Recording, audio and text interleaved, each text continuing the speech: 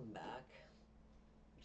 I just want to apologize in advance because I know, to the ones who, who are starting to follow me or who are starting to come back on a daily basis. I know sometimes I tend to start either, I don't know if I get off topic or if I just start um, maybe getting off topic. I don't know what I'm trying to say, but I just myself feel like sometimes I just start, you know, talking and talking and talking, and really I should just be saying, have a good night and we'll see you tomorrow.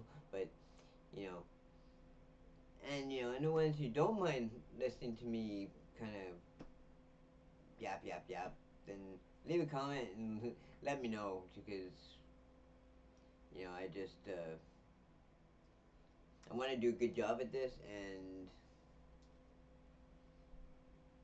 sometimes it's very easy for my brain to get distracted, even when I'm trying to make my thoughts clear.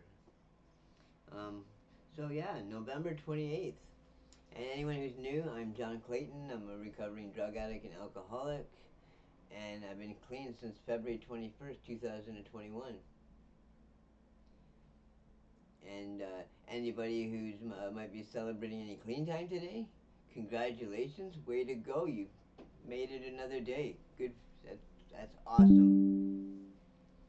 And yeah, so November 28th, sharing hope freely. When I was in my active addiction, I had no hope. We have a message of hope to carry. It's a gift and an obligation. Living Clean, Chapter 2, Connections to Others. After coming to NA for a while, most of us eventually hear that question from family or friends. How long do you have to keep going to those meetings? Maybe we have been wondered the same thing ourselves, and then we're lucky enough to see sponsees right in the middle of working step 2 open up to the idea of staying clean just for today, for the rest of their life. One of the first gifts most of us receive in NA is hope, and it's one that we continue to carry to newcomers even as other gifts pile up around us. NA promises only freedom from active addiction. For most of us, that freedom often makes it possible for us to achieve so much more. Repaired relationships, self esteem, employability, trust, the ability to love and be loved, financial security. When our lives, hearts, bank accounts, and bellies get fuller, we might find ourselves showing up to meetings a bit less regularly. In some cases, we might even feel like life is so good that we don't even need meetings. We say it over and over. We can only keep what we have by giving it away. The more regularly we share our experience within others, the more regularly we are reminded of the hope we found in NA. A member shared, I need to tell lots of newcomers what works for me. When my ass was on the line, so that when I start smelling smoke again, someone will be here to remind me how to put it out. Our first dose of hope was about getting clean, and we saw many other hopes become reality as we stayed clean and worked the steps. We owe it to ourselves and the NA to share our hope with other addicts. We share how we get through our difficulties and how we achieve our successes. We share not just so that they will gain some hope, but so that we will keep some too. To keep my hope fresh, I will keep sharing about how I'm living clean today. I share my hope freely with others, knowing that I always have someone somewhere to go when I need someone to share hope with me.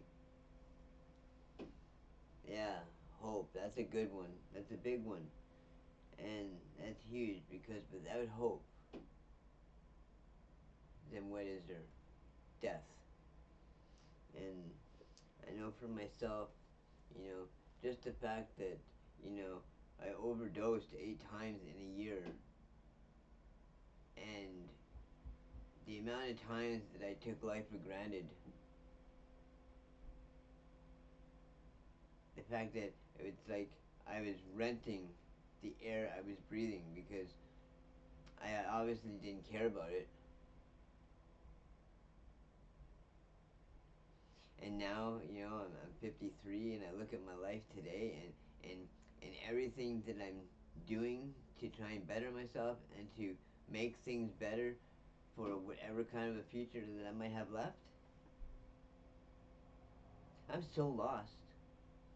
And the fact that you know, now that, you know, because, you know, I don't have any immediate family, you know, that, you know, who was around when I was in my active addiction to see what kind of a person that I've turned out today. You know, and every amends that I needed to make, you know, I couldn't make it in person. I couldn't look that person, whether it be family or foe, in the eyes and just tell them how genuinely sorry I am for making their life shit because my life was shit.